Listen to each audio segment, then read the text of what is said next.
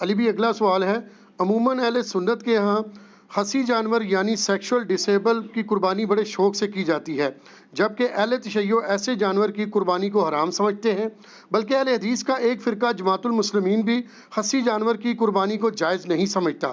اس حوالے سے آپ کا کیا موقف ہے؟ کہ مولانا اسحاق صاحب رحمہ اللہ تعالیٰ نے اس مسئلے کو کافی حد تک حل کیا ہے۔ آپ کو پتہ ہے وہ اتحاد امت کے داعی تھے، اور ان کو یہ بھی ڈر نہیں ہوتا تھا کہ مسئلہ شیعہ کو سپورٹ کر رہا ہے یا اہل حدیث کو کر رہا ہے، وہ جس کے بھی حق میں ہوتا تھا دھڑلے سے کرتے تھے، اور ان کی کوشش ہوتی تھی کہ جو کامن آئے اس کو وہ ڈیفینڈ بھی کریں۔ لیکن اس مسئلے میں انہوں نے شیعہ کے اوپر سخت جو ہے نا گرفت کی ہے کہ یہ شیعہ نے جو مسئلہ نکالا ہے نا کہ خصی جانور کی قربانی نہیں ہوتی، اور وہ میں نے بتایا کہ مولانا اسحاق صاحب نے تو یاد ہی بات بتائی تھی، پوری بات یہ ہے کہ شیعہ میں بھی سب کا یہ موقف نہیں ہے، دو گروہ ہیں۔ میں نے باقاعدہ شیعہ کے بڑے علماء کے ساتھ ڈسکس کیا ہے، آفتاب جوادی صاحب کے ساتھ ڈسکس کیا جو بڑے محدثین میں سے ہیں، زبیر علی زئی صاحب کے وہ دوست بھی ہیں جامعۃ الکوثر اسلام آباد میں۔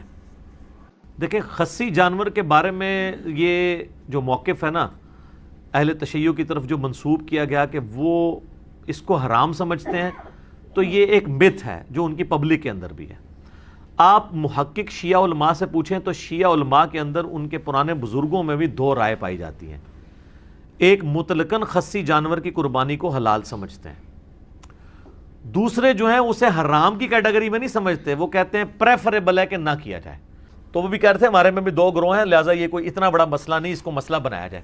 وہ مولانا اسحاق صاحب نے بڑا پیارا جواب دیا، انہوں نے کہا کہ نبی علیہ السلام نے جو عیب گنوائے ہیں نا کہ ان عیوب کی بنیاد پہ جانوروں کی قربانی نہیں ہوگی، وہ تو ابو داؤد میں، ترمذی میں، نسائی میں، ابن ماجہ میں کیا ہیں؟ کان کٹا ہوا، سینگ ٹوٹا ہوا، لنگڑا، کانا، لاغر، بیمار۔ تو حضور علیہ السلام نے کہیں پہ بھی خصی کا ذکر نہیں کیا۔ اگر یہ مسئلہ اتنا ہی ہوتا تو کسی حدیث میں تو آ جاتا نا کہ خصی بھی وہ عیب ہے کہ جس کی وجہ سے قربانی نہ کی جائے۔ تو آپ نے اس کو نہیں، پھر انہوں نے مسئلہ حل کیا کہ خصی عیب ہے لیکن اس جانور کے لیے جو آپ نے ریپروڈکشن کے لیے رکھا ہوا ہے، جسے آپ اردو میں جفتی کروانا کہتے ہیں، تو اس کے لیے تو ظاہر ہے وہ عیب ہے۔ جیسے یہ بھینسوں کو لے جاتے ہیں باڑوں میں، بھینسوں کے پاس بھینسیں ہوتے ہیں جو ان کے پاس، تو ظاہر ہے کہ وہاں تو کوئی ایسا بھینسا تو نہیں رکھا جائے گا کہ جو وہ ان کی ریپروڈکشن نہ کر سکے، تو وہاں کے لیے وہ عیب ہے۔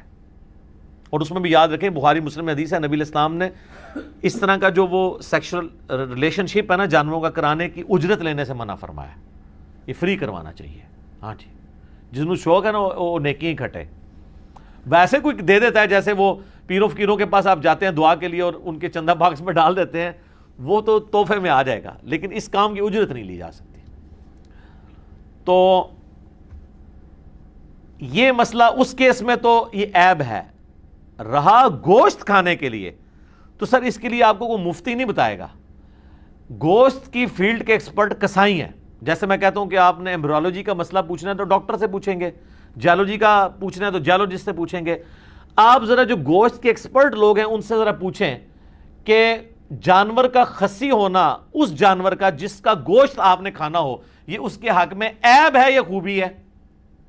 تو آپ کو بتائے گا کہ خوبی ہے، کیونکہ اس کی وجہ سے جانور موٹا تازہ ہو جاتا ہے۔ تو شریعت کو لاغر جانور مطلوب ہے قربانی کے لیے گوشت کھانے کے اعتبار سے، یا موٹا؟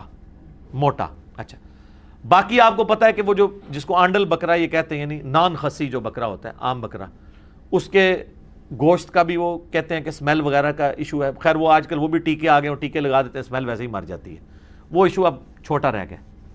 تو اس اعتبار سے اگر دیکھا جائے تو خصی ہونا قربانی کے جانور کے لیے، لیکن یہ مسئلہ میں اجتہاداً بتا رہا ہوں۔ آپ جس جعلی روایت کو لے کے چل رہے ہیں نا کہ یہ سنت ہے، وہ تو بالکل غلط ہے۔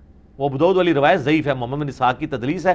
مشکات میں 1461 نمبر 1461 مشکات میں فٹ نوٹ پہ آپ دیکھ لیں، کیونکہ میرے اوپر بھی انہوں نے ہنگامہ کھڑا کیا کہ یہ کہتا ہے حدیث ضعیف ہے۔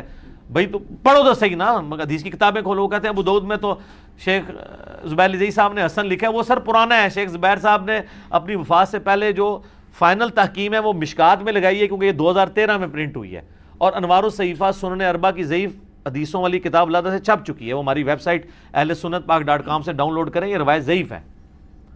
اسی لیے تو اتنے موٹے موٹے کتابچے لکھنے پڑ رہے ہیں خصی جانوروں کے اوپر، مضمون لکھنے پڑ رہے ہیں جواز ثابت کرنے کے لیے۔ شیخ زبیر صاحب کے جو شاگرد ہیں غلام مصطفیٰ ظہیر صاحب، انہوں نے باقاعدہ پورا مضمون لکھا ہے جواز ثابت کرنے کے لیے، پریفریبل نہیں. حالانکہ انہی کے اگینسٹ کئی اہل حدیث علماء ہیں، شیخ زبیر صاحب کے شاگردوں میں سے ہیں، انہوں نے اس کے خلاف مضمون لکھا ہے نہیں خسی جانور کی قربانی نہیں ہوتی. تو ہمارا موقف یہ ہے کہ پریفریبل آپ نہ کریں. میں تو کئی سالوں سے خسی جانور کی قربانی نہیں کرتا ہوں. میں کہتا ہوں چلے ویسے یہ بھی ویسے مشہور غلط ہی ہوا ہے، آنڈل بکرے بھی بڑے موٹے تازے مل جاتے ہیں، یہ نہیں ہے کہ وہ مرے ہوئے ہوتے ہیں. تو لیکن اگر وہ کرتا ہے کوئی فتویٰ نہیں لگاتا ہے. لیکن یہ جو مسئلہ تھا نا کہ یہ عیب میں آتا ہے اور یہ ٹوٹلی شیعہ نے اس کو اپنی فقہ بنا کے پیش کیا، تو شیعہ میں بھی دو موقف ہیں. اہل سنت کے ہاں بھی یہ مسئلہ اس طریقے سے نہیں ہے. یہ خسی جانور کا مسئلہ ایک کریٹیکل مسئلہ تھا، اس لیے میں ذرا اس کے اوپر ڈیٹیل بولوں. اس کی وجہ سے کافی ایک مصیبت کھڑی ہوئی ہے. حدیثیں جو کہ ضعیف ہیں، نس میں ولا آمرنہم فلا یغیرن خلق اللہ میں فعال کرتا ہے، لیکن اس کی پھر آگے جو اقوال ہیں تفسیر طبری میں انس ابن مالک کا کہ خسی کرنا یہ تخلیق بدلنے میں آتا ہے. اس صورت میں جب آپ نے وہ جانور جفتی کے لیے رکھا ہے، اگر گوشت کے لیے رکھا ہوا ہے، پھر یہ اس کے لیے عیب کے طور پہ شمار نہیں ہوگا، کیونکہ تابعین میں کئی لوگ اس کے قائل بھی ہیں. یعنی یہ اختلاف شروع سے چل رہا ہے، لہٰذا اس کو سنی شیعہ کے بجائے سنیوں میں بھی آپس میں اختلاف ہے، شیعہ میں بھی اختلاف ہے. تو آپ اگر اختلاف سے بچنا چاہتے ہیں ضرور بچیں، لیکن اس کے اوپر حرام کا فتویٰ نہیں لگائیں گے. مسئلہ اجتہادی ہے. یہ وہ عیوب نہیں ہیں جن کو نبی علیہ السلام نے کیٹاگوریکلی مینشن کیا ہے، جو ابو داؤد ترمذی نسائی ابن ماجہ میں ہے، سینگ ٹوٹا ہوا، کان کٹا ہوا، لاغر، کانا، لنگڑا، اس میں یہ فعال نہیں کرتا ہے. لہذا جماعت المسلمین والے تھوڑا اس مسئلے میں غلوف کرتے ہیں، شیعہ میں بعض لوگ غلوف کرتے ہیں. اس غلوف سے بچیں. آپ نے نہیں کرنا، نہ کریں. لوگوں کو یہ نہ کہیں کہ آپ کی قربانی نہیں ہو رہی. ٹھیک ہے، تو اگر آپ کرنا چاہتے ہیں تو آپ ضرور کریں، ہم آپ کو کچھ نہیں کہیں گے.